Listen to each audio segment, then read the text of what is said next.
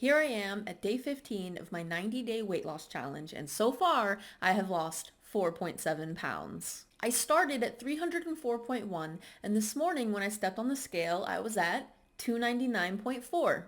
In this progress update, I will share my video diaries as well as my food, exercise, sleep, and meditation logs.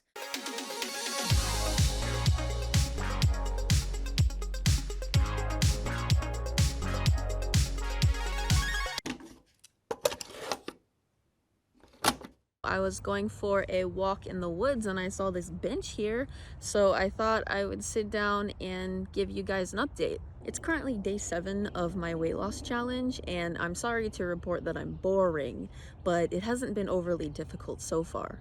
I think that I'm still riding the wave of motivation that came with starting this thing, and discipline just hasn't had to kick in too much yet. I have lost 3.7 pounds so far, and as I expected, most of that weight fell off within the first few days of the challenge. I certainly do not expect that trend to continue. I'm aiming for a weight loss of about 2.3 pounds per week, and so that's what I'm going to be trying to do moving forward. Overall, I'm feeling pretty great, and the biggest thing that I've had to contend with is a bit of hunger. Anytime you're in a caloric deficit, you can pretty much guarantee that you're gonna be hungry at least some amount of the time, but it's just not fun. The least fun part for me is going to bed hungry. I'm no stranger to going to bed hungry because I did a lot of fasting in the past, and I even once did a 3-day fast. So that was like a lot of going to bed hungry. It hasn't led to me overeating or derailing my progress, so I can't complain too much. So yeah, it hasn't been too bad, and I hope that it continues not being too bad, but we'll see. It is the morning of day 12 of my 90-day fitness challenge, and this morning when I weighed in, I was a full pound higher than I was at yesterday's weigh-in, and it's not got me feeling too great. I weigh myself at the same time every morning in the same state, meaning after I've used the restroom and in the same state of clothedness. So I know that the variation in weight is not due to weighing myself at a different time of the day or XYZ. However, there still is like 100 variables at play here. I know that I did not eat more yesterday than what I should have. I also worked out yesterday. I did some strength training and I got in a good amount of steps. I think that maybe sodium could be a variable here, and hormones, like there are plenty of things that could be at play. I know that I'm not off track, but it feels pretty shitty. It's the first time since I started this challenge that when I stepped on the scale, it was higher than it was the day before. I've been consistently losing weight throughout this challenge, and while this isn't a setback, it sort of feels like one. And I think that's a part of the journey. Like, I think this is just what happens. And so today is going to be important. Like, how am I going to deal with it today? Am I going to let myself get down and use that as an excuse to overeat? Or am I going to rally and be consistent? I'm going to go for the latter because I've done the former too many times to count. There's only 2 more days until I'm at the 2-week mark officially, and I really want to get to the end of that point with some more progress. So let's do it. Overall, I have been fairly consistent with my energy intake, and it has led to steady weight loss. Except for that one day when the number on the scale went up and I kind of freaked out, it has either been lower or remained steady between days. This is exciting for me because it's the most consistent, intentional progress I've seen in a long time. Over the first 15 days of the challenge, I consumed an average of 2,052 calories daily. The early stages of a challenge like this are about figuring things out, so my calorie limit has changed a few times, but overall I've only gone over my limit by more than 100 calories on 3 days. None of those days were super crazy either, so they didn't derail my progress. This is in stark contrast to the many times in the past where I'd have a restrictive mentality about food, and then once I allow one tiny drop to leak from the dam, the whole thing bursts and suddenly I'm eating 2,500 extra calories of Tijuana flats. This feels like progress. My approach to food has been very simple, modular even.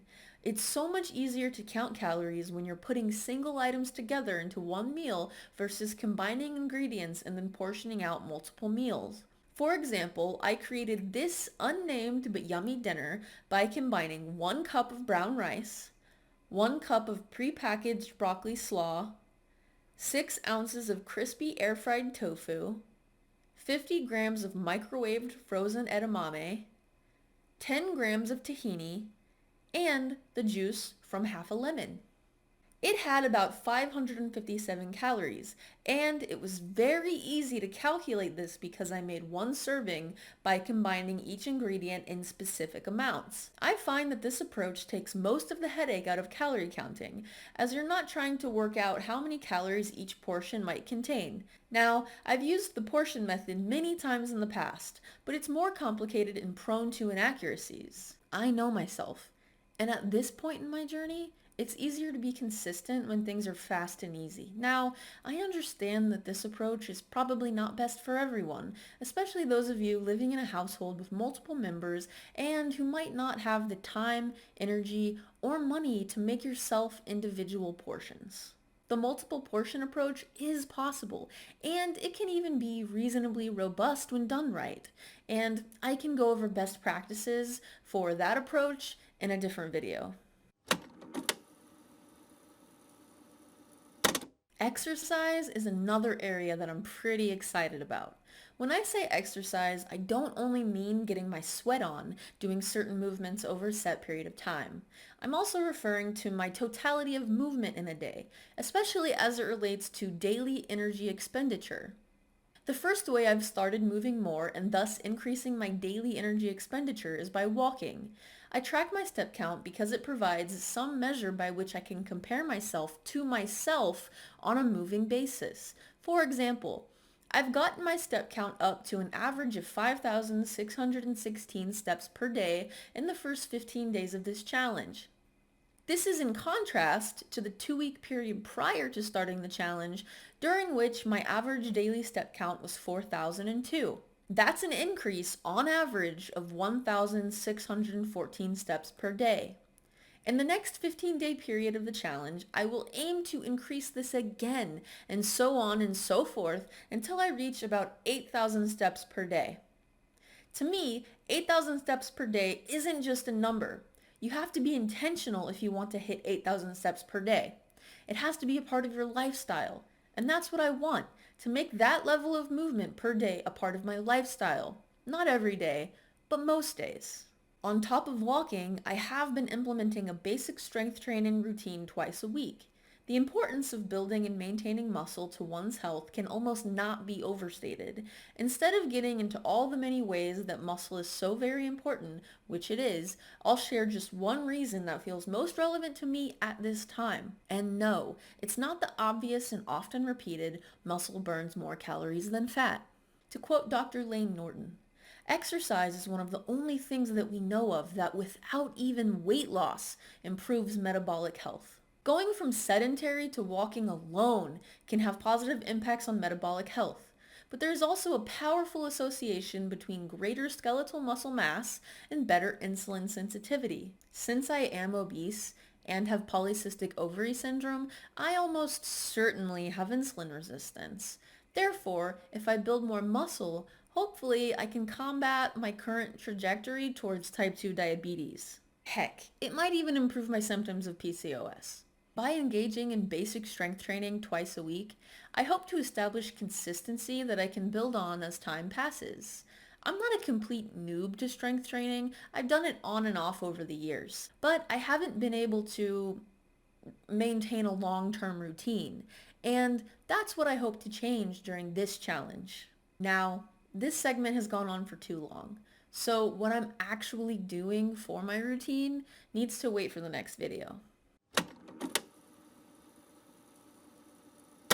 Moving on to sleep, I have been absolutely killing it in this area. On average, I've been getting 8 hours and 7 minutes of sleep nightly, and I haven't gone below 7 hours of sleep in a single night during the first 15 days of this challenge. To achieve this, I turn off the TV at or before 8:30 p.m., put my phone on nighttime mode, and take 1 milligram of melatonin. Now, I'm aware that people have mixed feelings about melatonin, but discussing the pros and cons of this sleep supplement is not in the cards for today. After this 8:30 p.m. threshold, I try to wind down for the day and get ready for bed. Typically during the weekdays, I'm asleep between 9 p.m. and 10 p.m. I find that going to bed earlier works best for me because I am most creative and productive on my personal projects in the morning before work. After work, I don't have much left to give, so I make sure to prioritize the things I want to be doing at the time I know I'll do them most effectively. If there is one thing I have been the most consistent with over the first 15 days of this challenge, it's gotta be not meditating. I haven't done it once, which means I have consistently not done it every day. Impressive, right? I don't really have a good excuse. I just haven't prioritized fitting it into my schedule. I think I'm going to set an alarm in the morning and meditate then, even if it's just for a few minutes. Building that consistency is the most important thing, and I mean the consistency of actually doing it, so I'll let you know how that goes. So here it is, the end of this video. Thank you so much for sticking around and catching up on my progress.